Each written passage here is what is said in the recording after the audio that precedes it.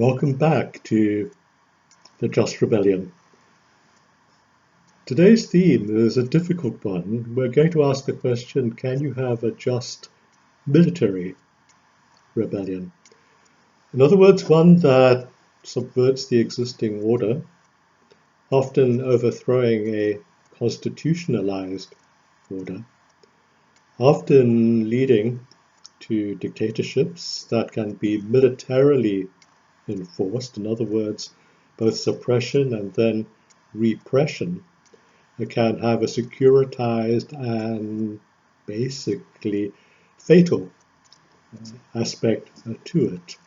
So the suspension of constitutional rights, the declaration of a rule of emergency, are all things that we associate with military rule, achieved by a military rebellion against the just order, which we normally take to be a constitutionalized order. And in today's world, we take to be a constitutionalized order that provides for citizens' rights, those rights hopefully tending towards democratic freedoms of a recognizable sort. But what I wanted to do today was to problematize those automatic assumptions we make when we look at Europe now, for instance, which underneath the aegis of the European Union is meant to be a bastion of civilian democracy, a bastion of citizen rights, a bastion in which the military knows its place as servants of the state rather than masters of the state. We often forget that it's in very recent history that there were a great number of military governments in Europe. In the 20th century, you had Spain underneath a military dictatorship. You had Greece, you had Portugal. All of these countries were underneath military rule for a considerable period of time. And it's not as if they were the only ones that flirted, at least, with the idea of military rule. What you had in France, for instance, was the very, very near miss of military government in terms of a military uprising against the possibility of granting independence to Algeria at the close of the 1950s. And in fact, the idea of a militarized ethos as leading to some kind of just result, in other words, you can achieve justice by forcing your way towards it, lies at the crux of the exoneration, the self-exoneration of many attempts to establish military coups leading to military rulership. Now, the history in modern Europe of military rule, in fact, in many ways is a glorious one. When we listen to Beethoven's Ninth Symphony, and I think that we're all familiar with this, it has the magnificent choral movement. The chorus is basically singing the words of the German poet Schiller, which basically speaks of the freedom of men.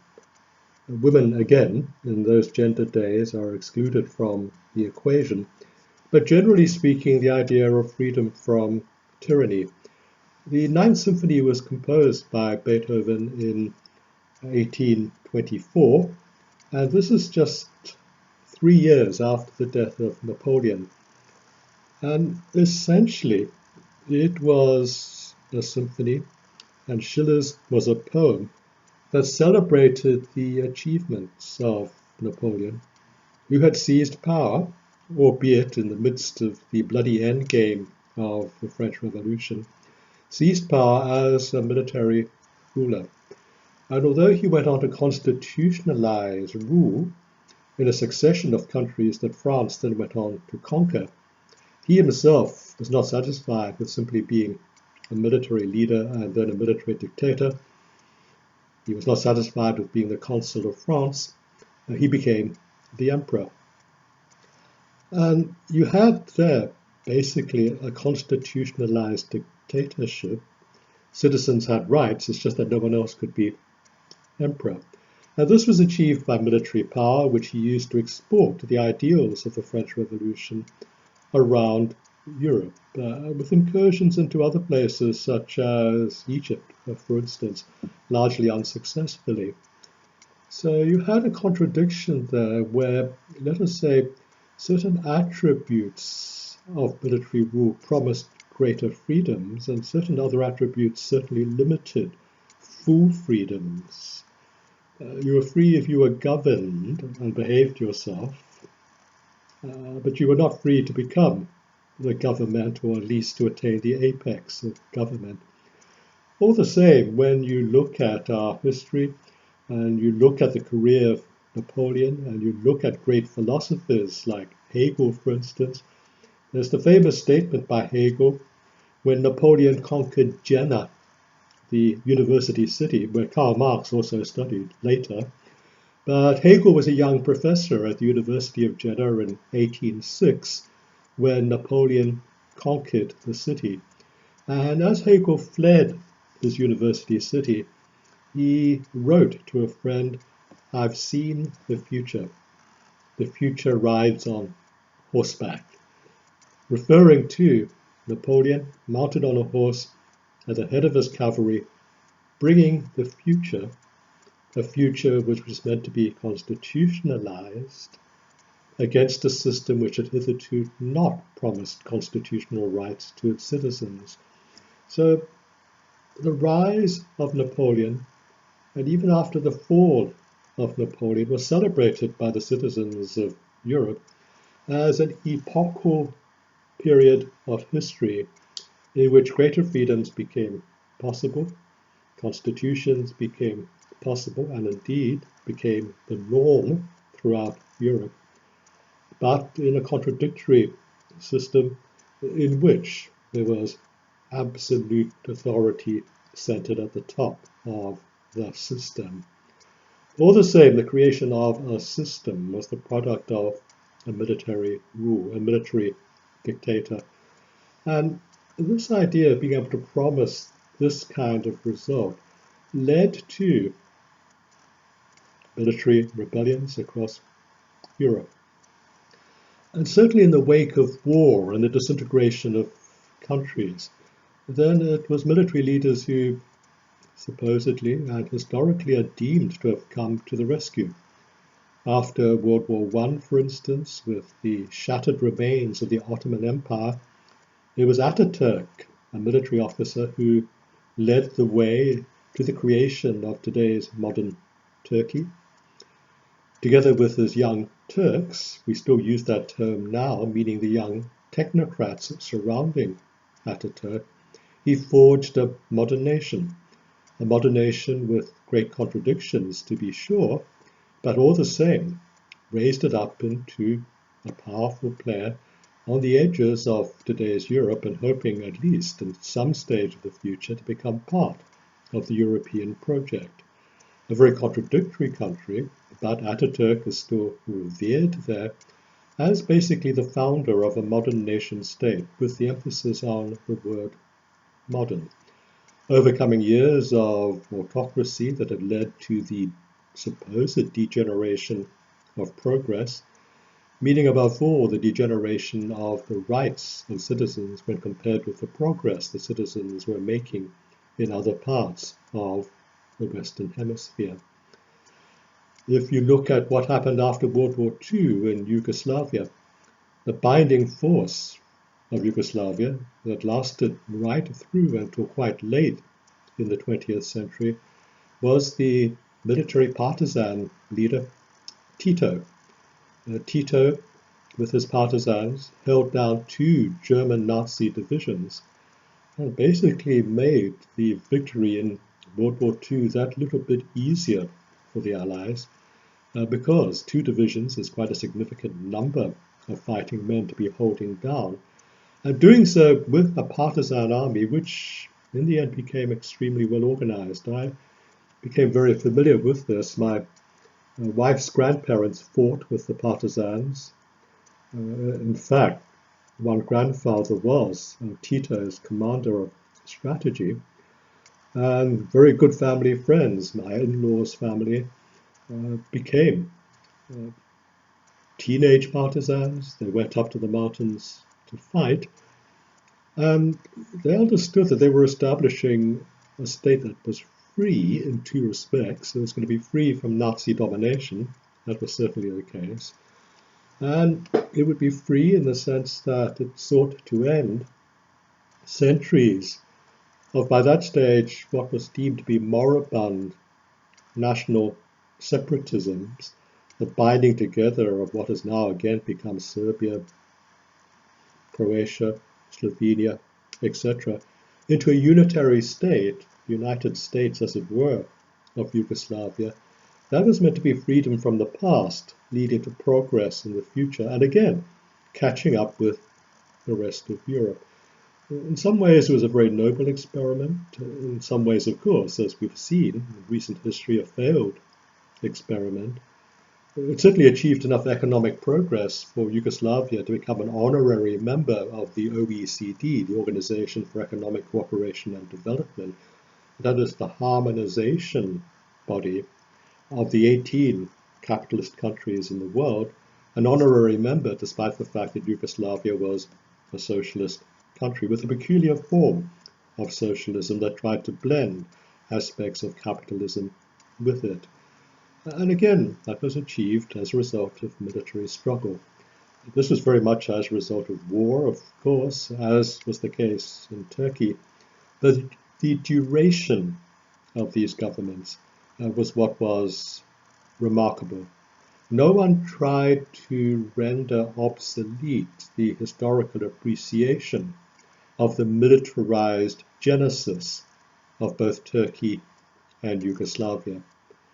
And really, the image of the man on horseback, to use the term coined after Hegel's expression, I've seen the future, and rides on horseback. The term the man on horseback was propagated by the Oxford professor Samuel Feiner, whose famous book, The Man on Horseback, became pretty much the very, very much almost gospel account of military rebellions and coups and governments up to the early 1960s.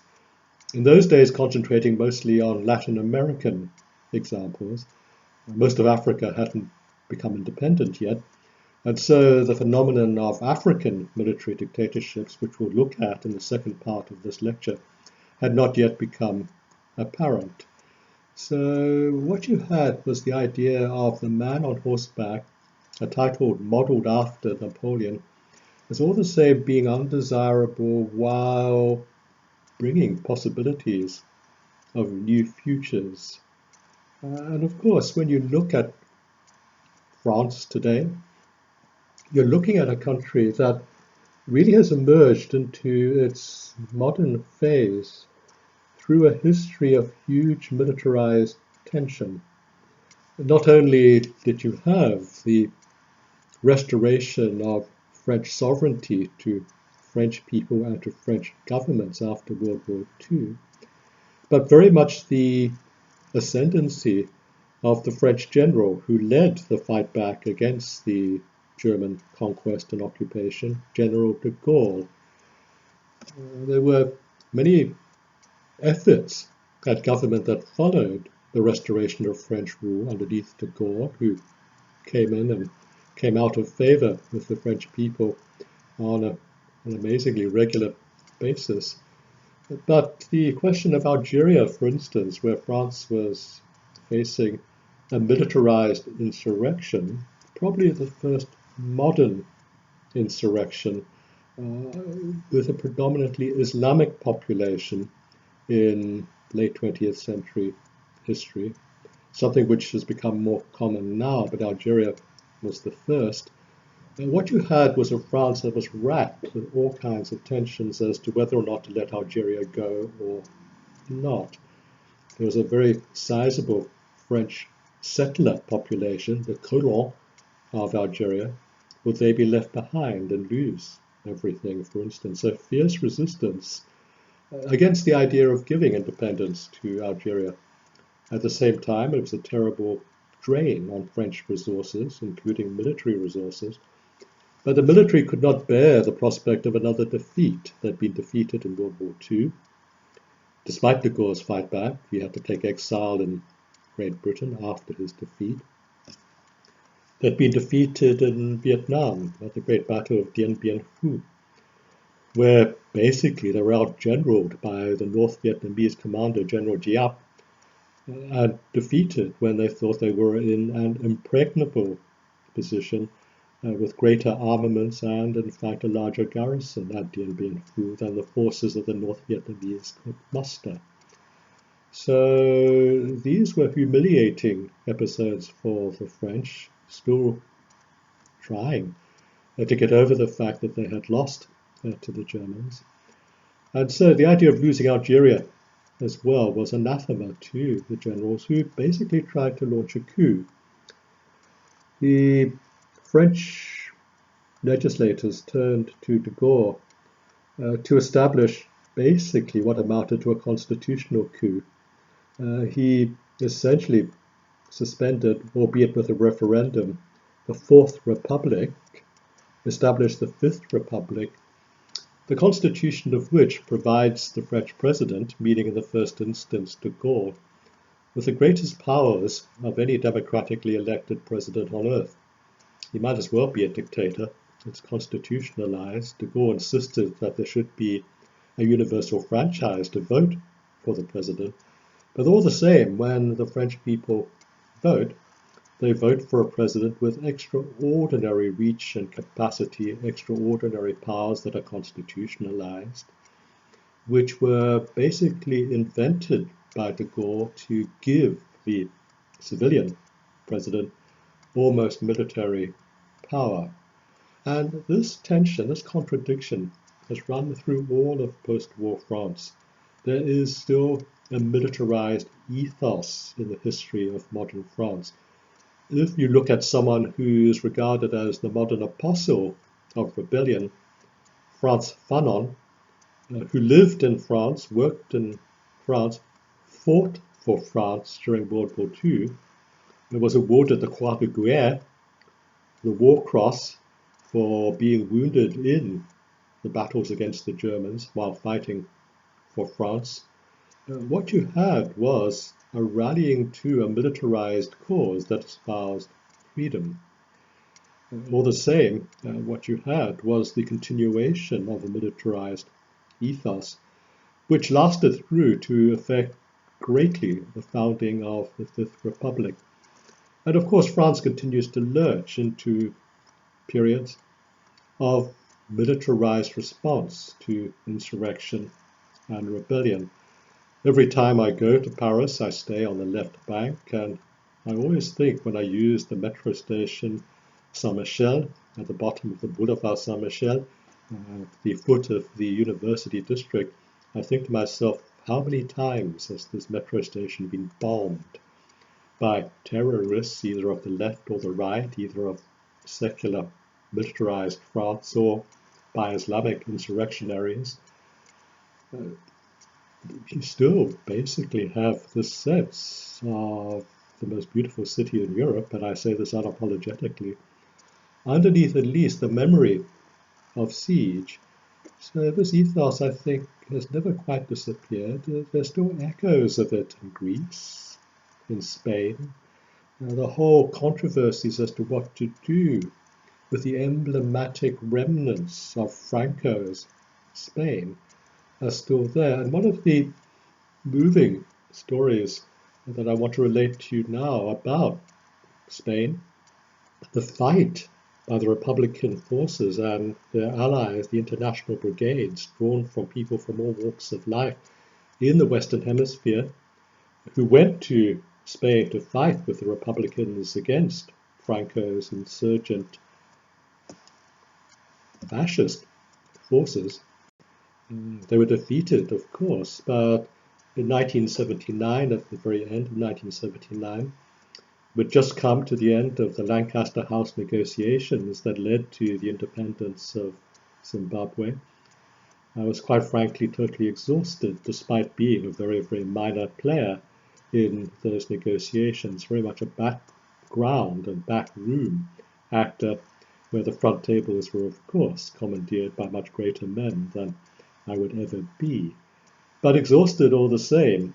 When you're putting the paper clips on the agendas and then handing out the agendas, and you're working day and night doing quite spectacularly trivial but important, they told me, tasks like that, you do get exhausted with the tension of it all. So, simply to add, as it were, misery to woe, I booked myself on a holiday to Algeria, which was going to be run by a company called Yorkshire Tours. They were going to take not a coach, but a bus, a Yorkshire bus, across France, across Spain, reach Malaga at the southern tip of Spain, take the ferry across the Mediterranean, cross through Spanish Melilla, still a Spanish possession in the northern part of Africa, pass through Morocco, and drive to the promised land of actually existing socialism in Algeria, then underneath huge military domination as well. So the drive, however, was what attracted many of the other passengers who wanted to drive through Spain.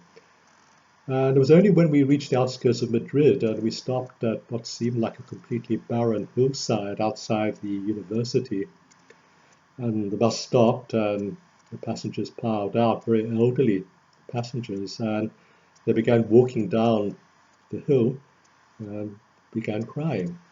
And one of the passengers was a woman, and she said, "I'm the widow of someone who fought here." And I said, "What do you mean?" And she said, "Look, these are British Yorkshire survivors of part of the international brigades. This hill outside the university was where they made their last stand before being overwhelmed and overrun by the fascist forces of General Franco. The whole purpose of this trip, in fact, for them is not to go on to Algeria. That's sort of like the icing on the cake. This here is the object of their coming on this trip." And it was very, very moving. And what it meant was that for me, as a much younger person, I automatically was assumed that I would fall into the role of custodian of the emotional, as it were, stability of these elderly veterans who had stories to tell about the fight against fascism, in which they took up a militarized sense of organization in order to fight for what they believed in. So the key question is, when you have to fight, can you do so with rubrics of civilian freedom and civilian rights? Or do you have to suspend these rights underneath some rule of military discipline?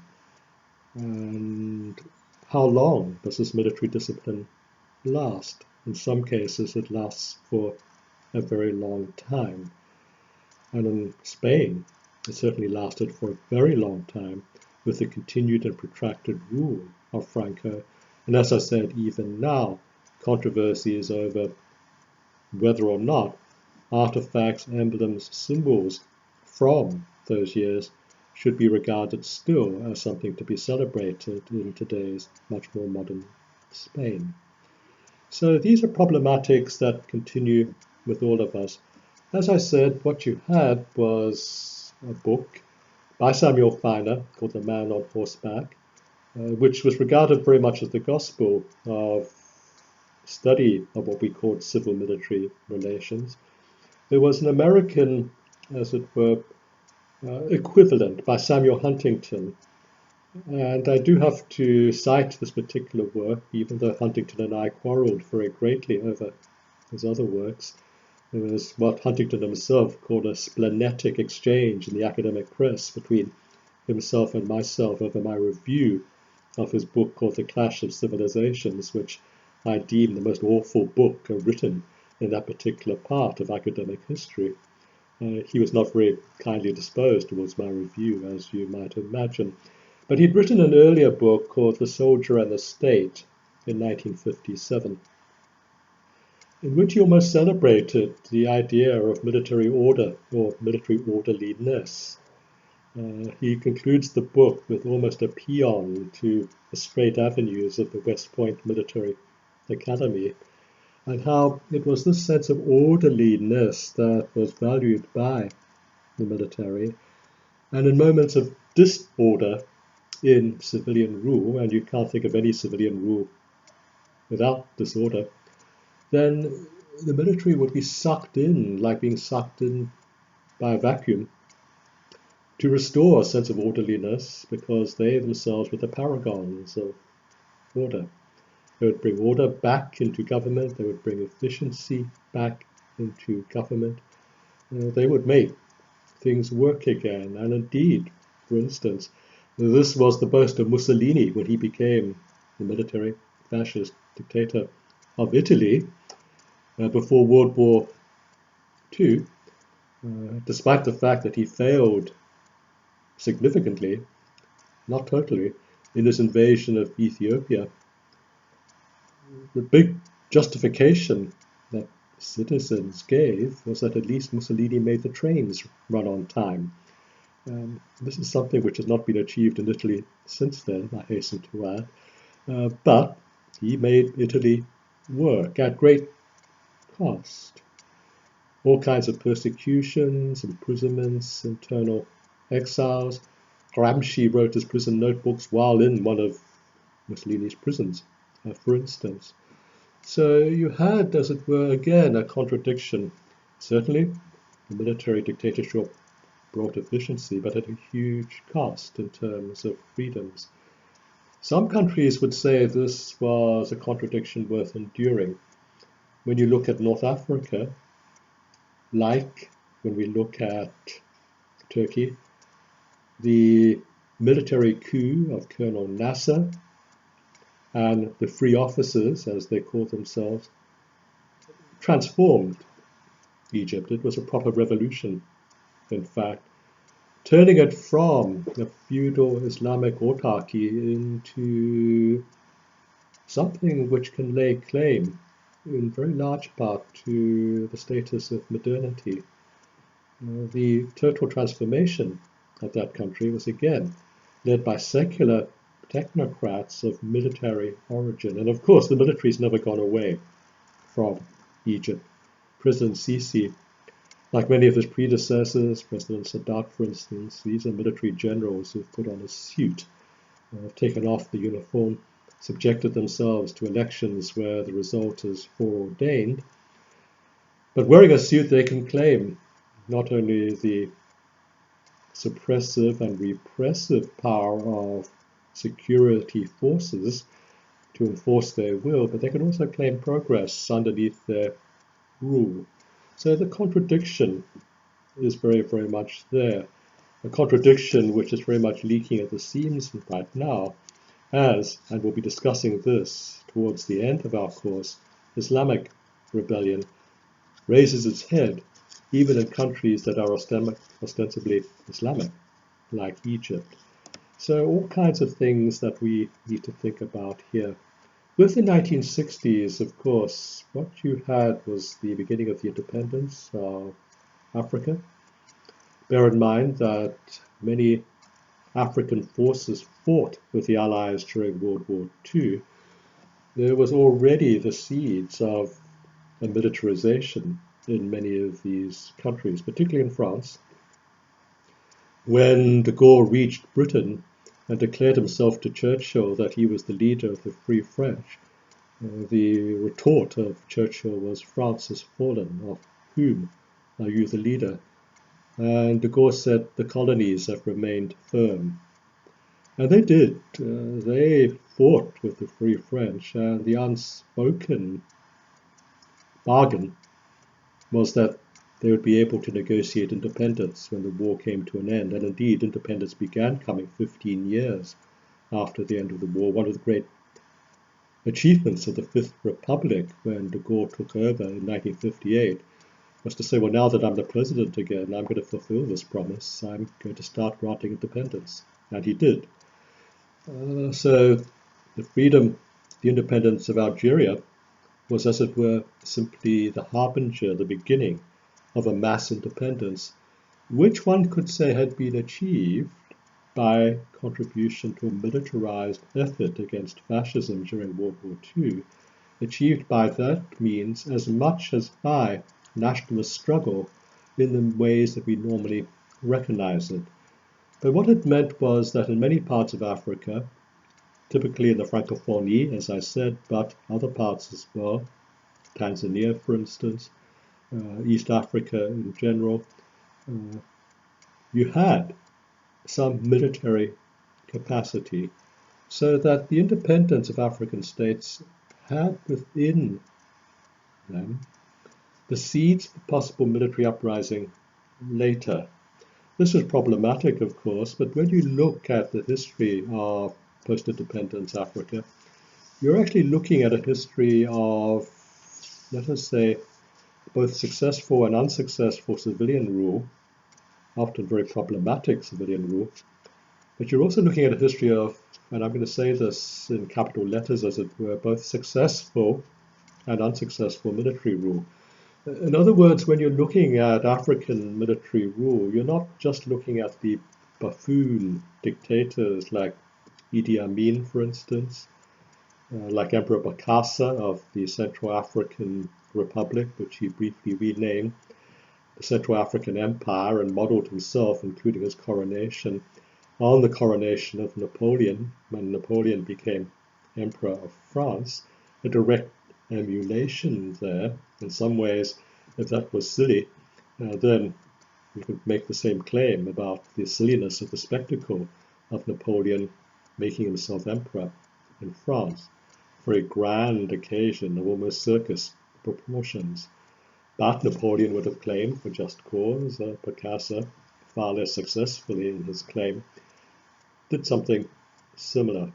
But they weren't all buffoon dictators, and even Idi Amin, if you watch the film The Last King of Scotland, starring Forrest Whitaker, and we gave an honorary doctorate to Forrest Whitaker. I had to help entertain him when he came over for his award, and I congratulated him. I said, look, I helped with the cleanup after Amin. Your portrayal of him was exactly as the survivors who had endured persecution and imprisonment underneath Amin. His personality was exactly as you portrayed him. Volatile, but not mad, and you got the East African accent down perfectly. He was very pleased with that last comment. He, as an actor, of course, is a very difficult accent to achieve, and he did do it quite perfectly. But the film does take up on Giles Foden's novel upon which it's based. But here is someone who is greatly complicated, greatly complex. He was certainly out of his depth as a national ruler. He was incredibly volatile and immensely cruel, but he was not brain dead. So that the portrayal of him in the Western press is often biased towards his irrationality in moments of his volatility. And he was deservedly overthrown, again by military means. The Tanzanians next door had basically had enough and sent in their army at one point in time. And with that came a whole cargo load of other problems, some of which are still with us today in Uganda. But you can't escape the military. But quite apart from people like Amin, no matter how you view him, people like Bokassa, what you had were significant militaries that achieved things. The Nigerian Civil War, just 7 years after the independence of Nigeria, it got independence in 1960. The Civil War was in full swing in 1967. The secessionist state of Biafra tried to achieve an independence that was recognized by a number of countries around the world, including countries in Africa, basically to achieve independence on ethnic grounds for the Igbo people. The terrible civil war that followed and the terrible human suffering that followed meant that in the post-war years, Nigeria, still led by a military president, because of course it was a military government that prosecuted the war against Biafra, And it was a military government that led the Biafrans in their doomed struggle for independence.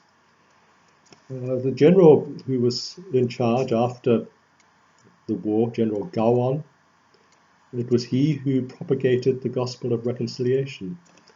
Not fully successful, but to a large extent you would not have a unitary, almost stable Nigeria today without the work of Gowon, who certainly was not brain dead. After he left office, he came to this country, achieved his PhD at the University of Warwick. I talked to my friends at Warwick and said, how was it? And they said, look, a completely deserving PhD thesis, and he did it by himself. He didn't hire helpers to write parts for him. He sat down and slogged through it like any other students. This person is bright. And he's never tried to return to any political position of significance in Nigeria. What you have in the case of Nigeria is a succession of presidents of the military stripe, some highly technocratic, some idealistic in a very, very contradictory way. So that General Olusegun Obasanjo, who became military president after the assassination of his superior General Murtala Muhammad in the 1970s, charted the return to civilian rule and kept to his timeline and managed to restore civilian rule to Nigeria. Later, underneath civilian aegis, was elected president again himself, a person who served both as military and later as civilian president. A greatly contradictory person, a very patriarchal person. We know each other and have a typical African-style joking relationship in which I greet him by saying, older brother Olu, are you behaving yourself these days? And he will respond and say, Stephen, with a younger brother like you, how could I possibly manage to behave myself? This is almost a ceremony to amuse the onlookers. But he's a man who is now, like Jimmy Carter after he became the ex-president of the United States, engaged in the theater, perhaps the sincere theater, of being the moral modernizing patriarch, the wise man of Africa, telling his successors what they should do, even though he did not always do that himself. There's a whole industry now of former presidents who have made post-presidential careers out of knowing better than what they knew at the time that they were presidents.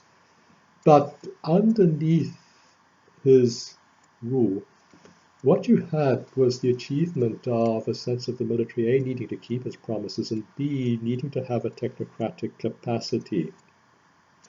So if you look at his successors, even the most atrocious of them, like Sani Abacha, who was absolutely a venal and a corrupt military president, he was all the same a technocratic personage. So you have two sides of the scales, in some ways not quite evenly balanced, but tilting upwards and downwards in an attempt to be balanced, which makes it very, very difficult to come to a one-dimensional view of whether or not totally good, totally bad. The scales might fall towards bad, but very seldom totally bad, in the sense that many military presidents brought with them a sense of scale, a sense of capacity, a sense of objectives, and a sense of what was not possible. What was possible, of course, was great corruption achieved by securitized means. What was also possible was progress in terms of the provision of facilities, the huge increase in the number of universities in Nigeria, for instance, owes very much to military governments. This might be a contradiction, of course. You can ask the question, were these universities simply to placate local populations who said, I want one too?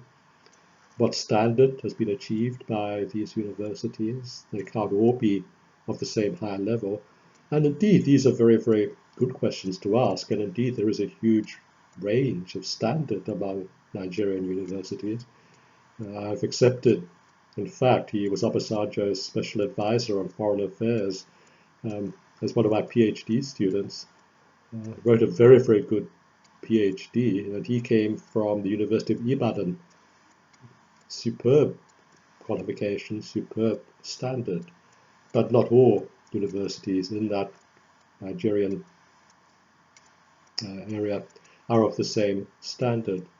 All the same, the spread of higher education, the spread of medical facilities, the spread of learning and of technocratic provision, these are things which are owed in that country as much to military rule as civilian rule. Not all military governments were successful. Terrible military governments in Liberia, Samuel Doe, Charles Taylor. These were the bookends, as it were, of a terrible civil war in Liberia. Great atrocities, the use of magic, the use of spiritual powers, the boasting at least of cannibalism as a means of gaining spiritual power. All of these things were taken as real by those who were sucked into, one way or another, having to play some part in a country that was racked from top to bottom by this kind of seemingly irrational violence. I think there's some footage of Samuel Doe being executed after he fell. His magical and spiritual powers apparently made his end very, very slow. And despite the best efforts of his torturers, he refused to die. And this basically created a legend that impelled successor rebel leaders and militarized presidents to claim exactly the kinds of powers that Doe had. And of course, to establish an irrationality in Liberian struggle, it established an anarchy, so that the great book by Stephen Ellis, the late Stephen Ellis, The Mask of Anarchy, is precisely an appropriate title. I've often said that the greatest book on African history that I've ever read was John Iliff's The African Poor. And I often say to myself, and I said it at the time when I read it way, way back some decades ago, if only I could write a book like that one day, I would die happy. Probably the second greatest book is Stephen Ellis's The Mask of Anarchy, but it's a horrifying read. So if you want to read it, because Stephen used to be a journalist, that's how we met, when we were both in the journalistic world. He could write well, he could write cleanly. You don't have to be an academic to understand exactly what he's saying. But that is in some way a handicap, because what he's saying is, as I said, totally horrific. So you have the opposite end of the spectrum, the savage military government. You have the totally incompetent military government. President Momo in Sierra Leone fits into that category. You have the communist military dictator like Mengistu in Ethiopia. And the range is really quite astounding. You have those who've got a family base like Mobutu in what he called Zaire, now the Democratic Republic of Congo.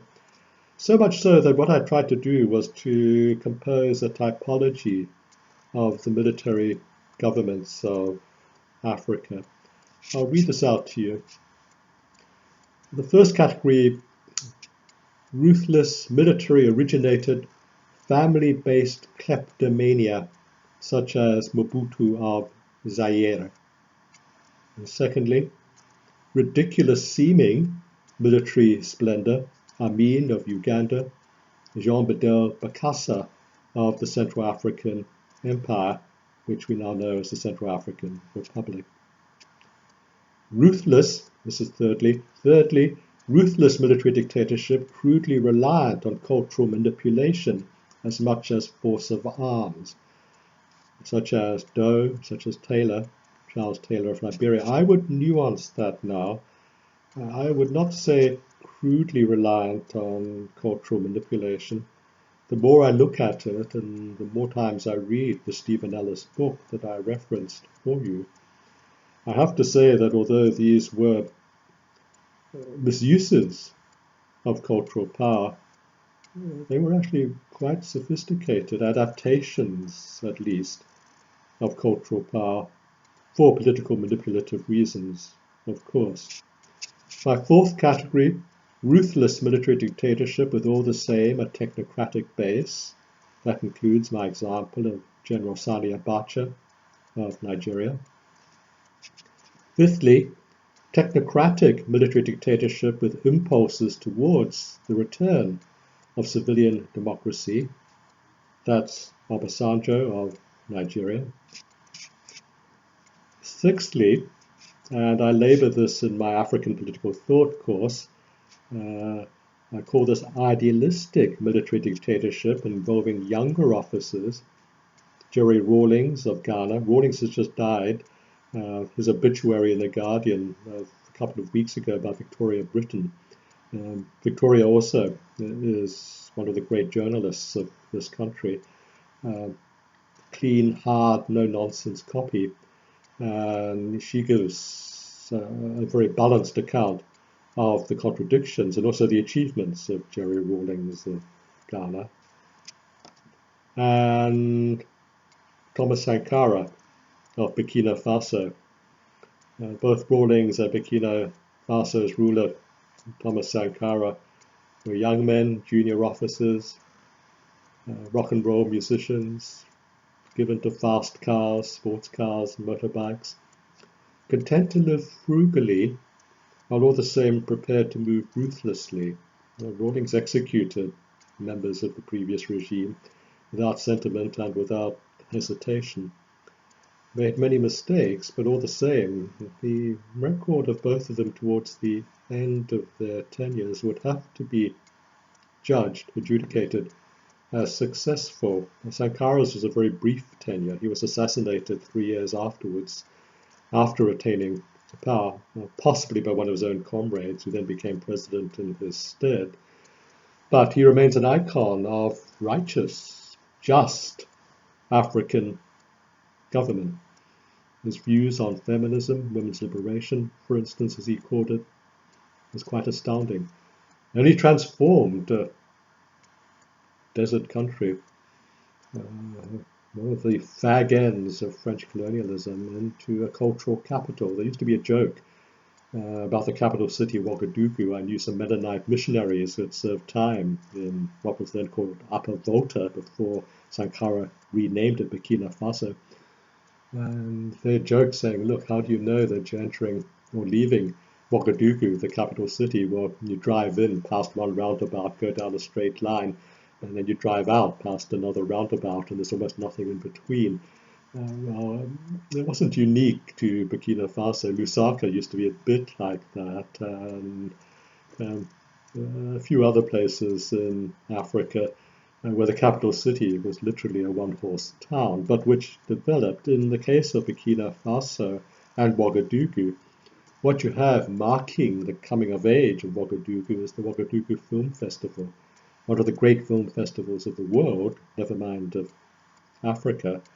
So it's being turned into a cosmopolitan cultural capital, not just a more advanced capital of one country, but something cosmopolitan, aspiring towards a claim to some kind of universalism, or at least universal relevance, was one of the achievements of basically a young military dictator. Then I go on to my seventh category, incompetent military dictatorship involving all the same younger officers. I indicated Momo of Sierra Leone. And then my typology goes on to deal with non-military styles of dictatorship, again, some better than others. So you have, as it were, a complex template when you're trying to deal with this question. And all of them have reasons for their rebellion, all of which are couched underneath the rubric of justice.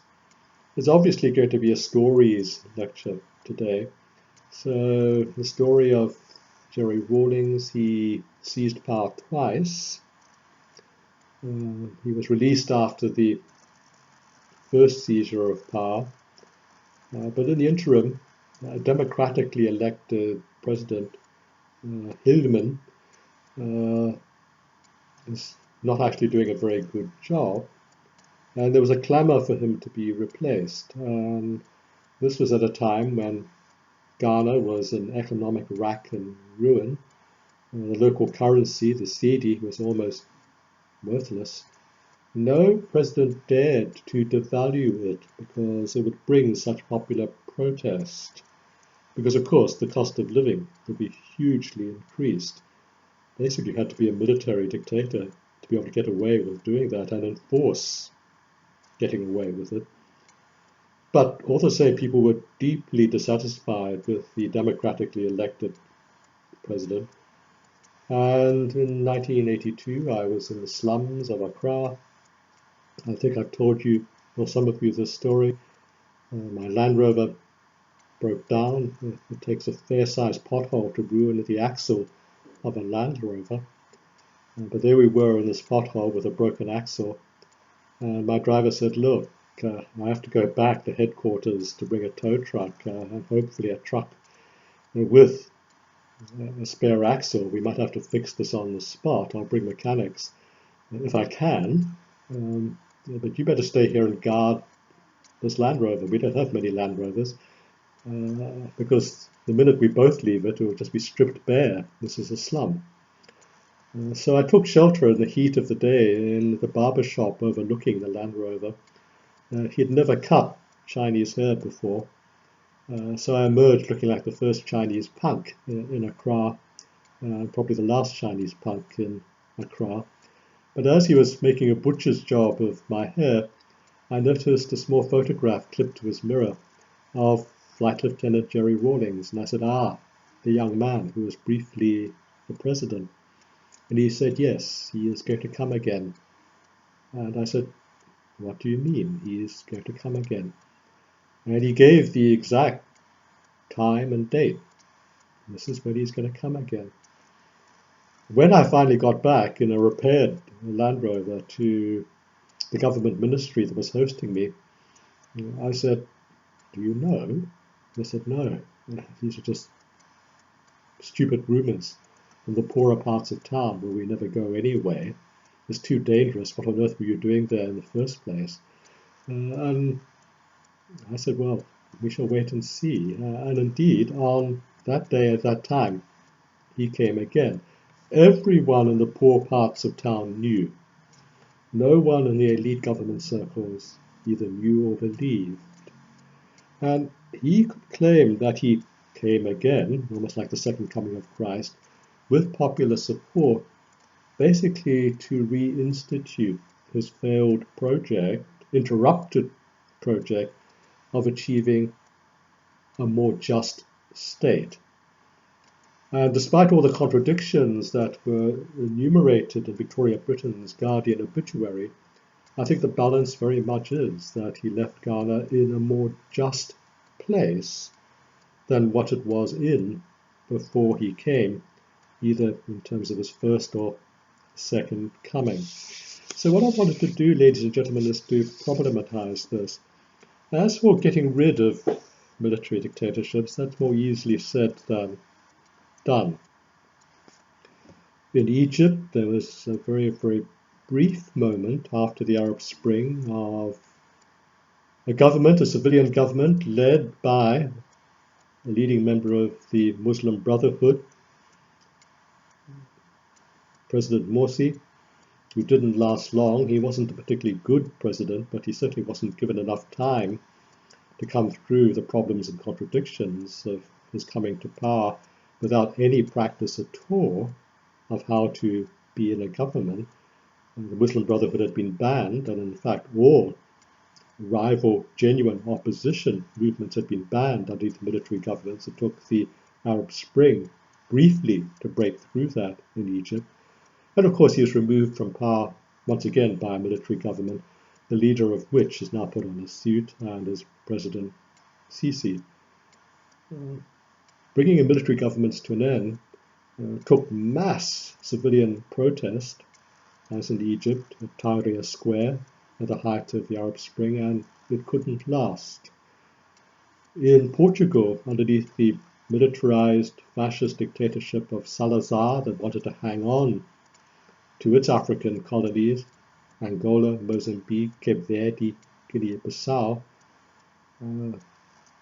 conscription meant that young men were forcibly sent to the African wars without any national reportage at all as to the overall casualty toll, although villagers certainly constantly had anecdotal evidence of their sons coming back in body bags as the African guerrilla armies became more and more organized in their capacity to fight back, often very successfully.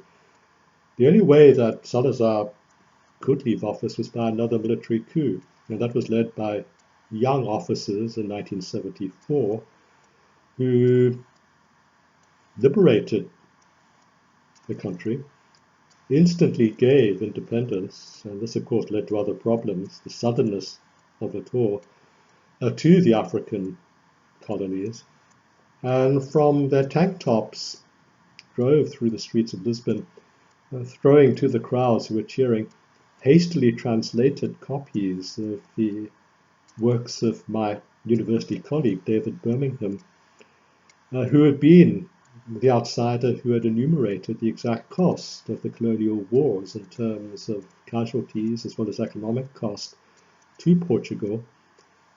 David, being David, had managed to smuggle himself into Portugal to see the revolution. I have no idea how he knew it was going to come, and took great delight in being tossed translated copies of his own works.